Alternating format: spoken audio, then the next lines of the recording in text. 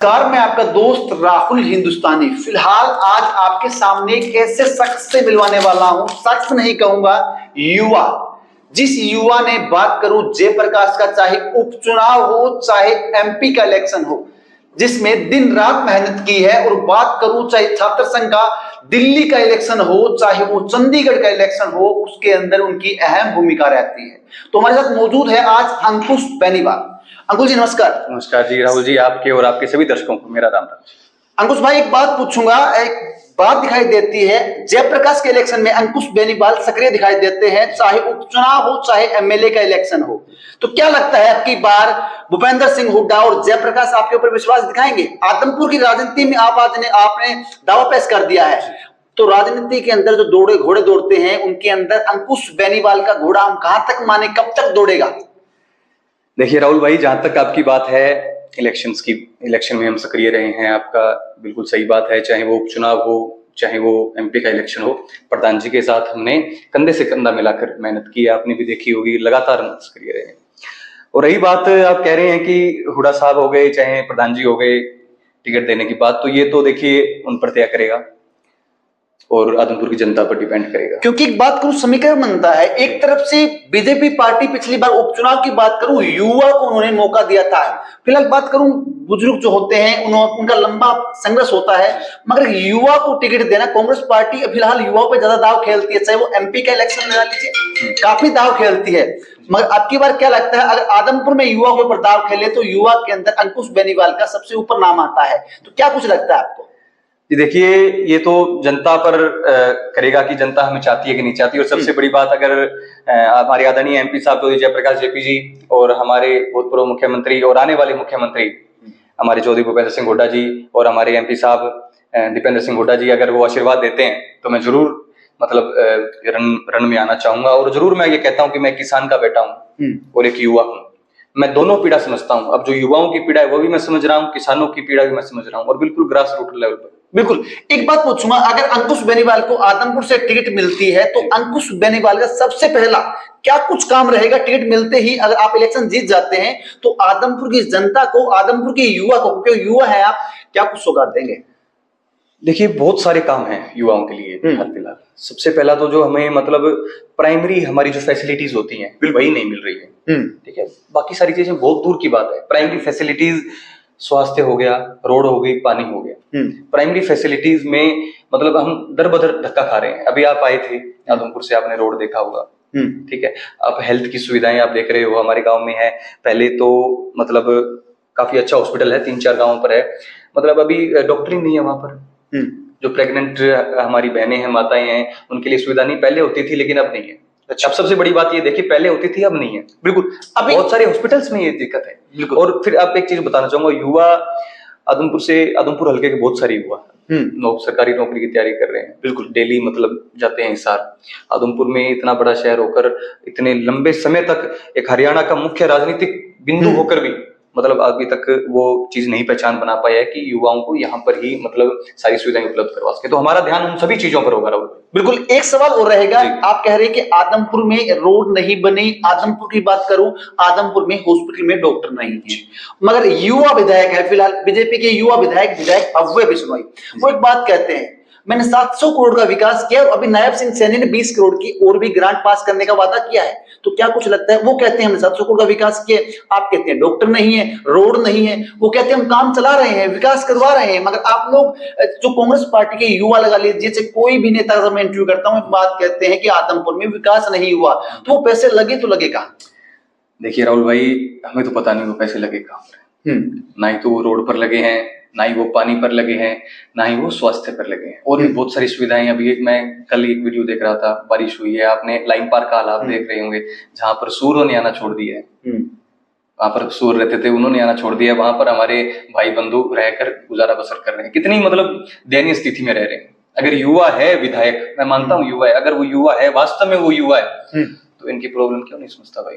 क्या ये इंसान नहीं है? क्या ये दिल्ली हौज-खास में नहीं रहते इसलिए ये इंसान में नहीं आते? जो होश खास में रहता है वही इंसान होता है। बताइए आप मेरे को। एक बात कहते हैं विधायक के, आदमपुर मेरा परिवार है। जब भी वोट आते हैं, चाहे वो एमपी के इलेक्शन हो चाहे वो एमएलए के इलेक्शन हो, जनता भी जानती है, जनता फिलहाल जानती है अच्छे तरीके, जनता हमारे सामने है, जनता जानती भी है। विधायक एक बात कहते हैं कि आप मेरा परिवार है, अगर मैं परिवार के लिए कुछ नहीं कर सकता ना, तो चाहे कोई भी आ जाए, आदमपुर का विकास नहीं कर सकता। विकास कर सकता है तो हम ही कर सकते हैं और कोई नहीं कर सकता। ये तो देखिए राजनीतिक बातें हैं।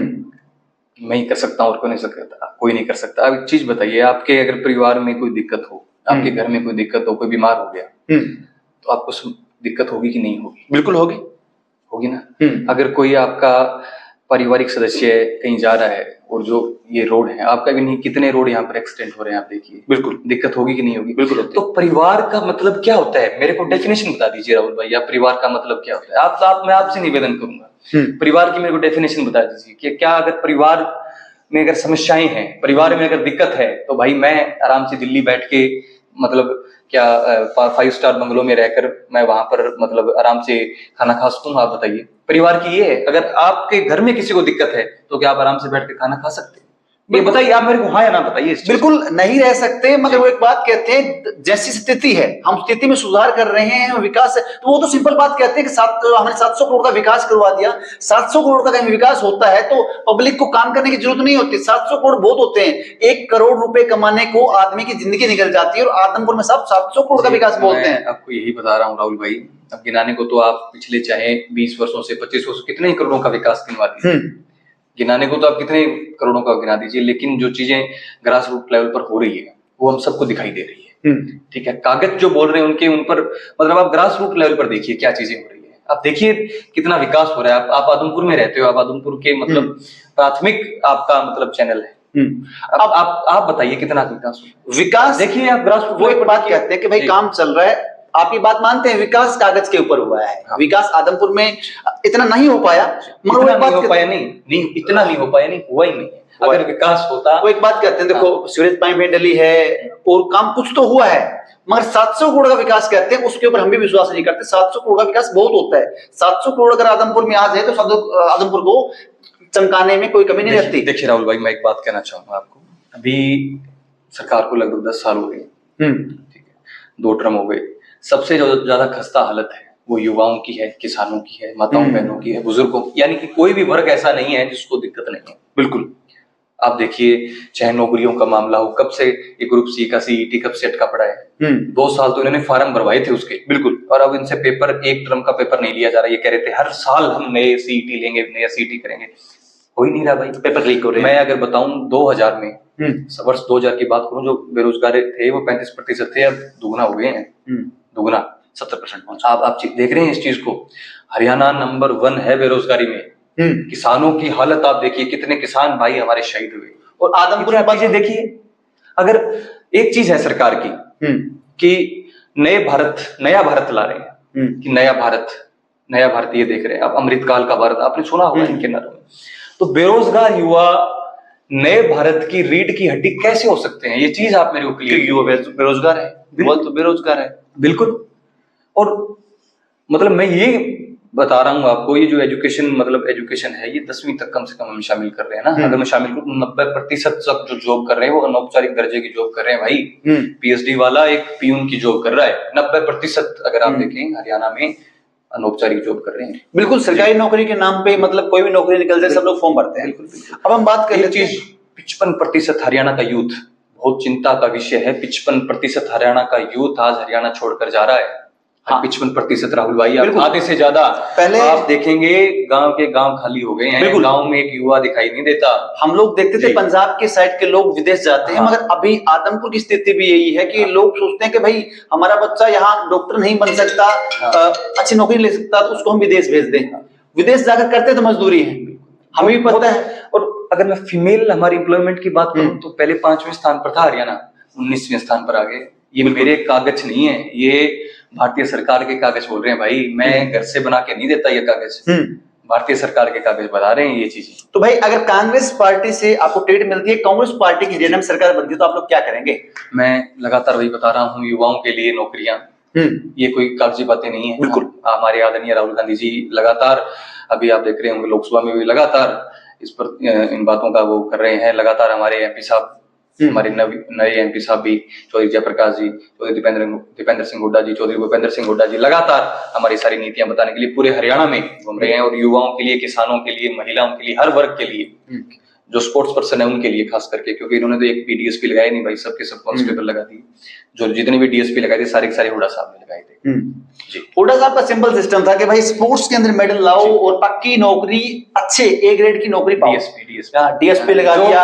जो मैं बताऊं राहुल भाई, जो डीएसपी लगे हुए थे हुड्डा साहब के यहाँ पर, वो उन्होंने अपने पीछे देखा होगा, एक दो छोड़ के गए थे, वो इलेक्शन भी हार गए, डीएसपी की नौकरी भी छोड़ गई, फिर कह रहे थे भाई क्या हमसे गलती। हाँ, अभी हमें तो सबसे, अगर मैं आपको बताऊं, अगर सबसे आज का समय खराब चल रहा है तो इन्हीं सभी वर्गों का समय खराब चल रहा है, तो मैं सभी से निवेदन करूंगा कि आने वाले इलेक्शन में कांग्रेस पार्टी को ज्यादा से ज्यादा वोट देकर कांग्रेस पार्टी को सत्ता में लाएं। तो बिल्कुल भाई, देख सकते हैं हमारे साथ मौजूद थे अंकुश बेनीवाल। अंकुश बेनीवाल एक बात कहते हैं कि अगर युवा को मौका मिलता है तो जबरदस्त तरीके से जोर शोर से इलेक्शन लड़ेंगे। देखते हैं अंकुश बेनीवाल का कहां तक सिक्का चलता है, लक चलता है, और इनको टिकट मिलती है तो आदमपुर केंद्र विधायक भव्य बिश्नोई को कितनी टक्कर दे पाएंगे, कितना कड़ा मुकाबला होगा, क्योंकि राजनीतिक घोड़े काफी दौड़ रहे हैं। टिकट की दौड़ में बहुत सारे लोग हैं जो सालों से मेहनत कर रहे हैं, और अंकुश बेनीवाल की बात करूं, ये भी सालों से मेहनत कर रहे हैं।